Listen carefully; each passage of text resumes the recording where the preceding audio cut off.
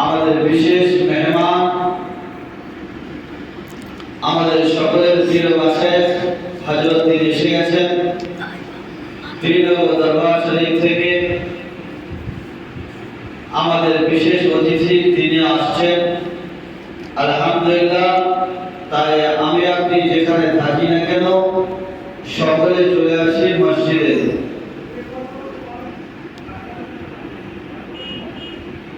أعوذ بالله من الشيطان الرجيم. بسم الله الرحمن الرحيم. الحمد لله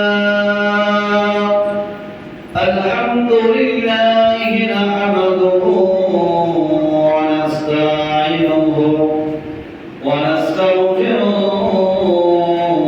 ونؤمن به ونتوكل عليه ونعوذ بالله من شرور أنفسنا ومن سيئات أعمالنا.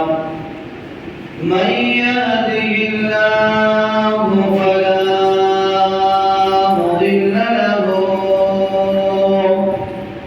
ومن يضلله فلا هادي له.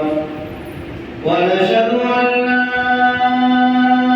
إله إلا الله وأشهد أن محمدا عبده ورسوله. وقال الله تبارك وتعالى في القرآن المجيد وفي الفرقان الحميد. أعوذ بالله من الشيطان الرجيم. بسم الله الرحمن الرحيم.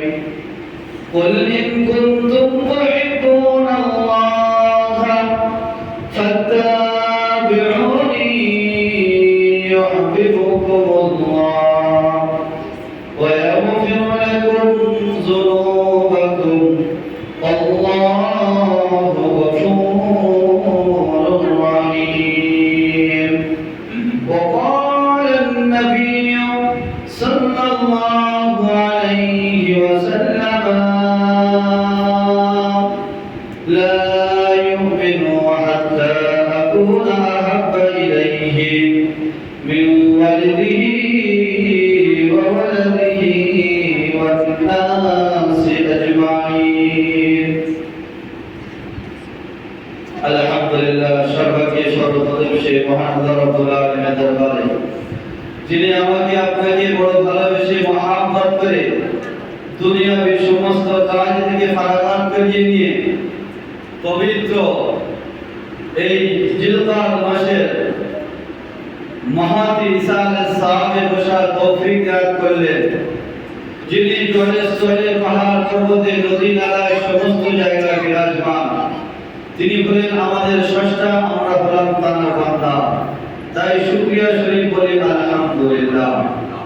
ঠিক তার পরে পরে লাউলা কালামা খালাকুল আফলাক, যাকে সৃষ্টি না করিলে পৃথিবীর কুল কায়নাতকে সৃষ্টি করা হতো না, যিনি আমার নবী, আপনার নবী তথা সারা বিশ্বের নবী, দিন দুনিয়ার বাদশাহ, বাদশাহ দিকের বাদশাহ, তাজদারে মদিনা, দুলহায়ে মদিনা, আহমদ মুস্তাফা, মুহাম্মদ মুস্তাফা, মক্কার জ্যোতি, মদিনার বাতি, আব্দুল্লাহ, মা আমিনার দুলাল, যিনি হলেন মা ফাতেমার পিতা, তিনি হলেন মুসলমানদের নেতা, যার উপর হইল নাযিল আল্লাহর কালাম, তারা রূহ মুবারকে বর্ষণ নাই বর্ষিত দরুদ ও সালাম।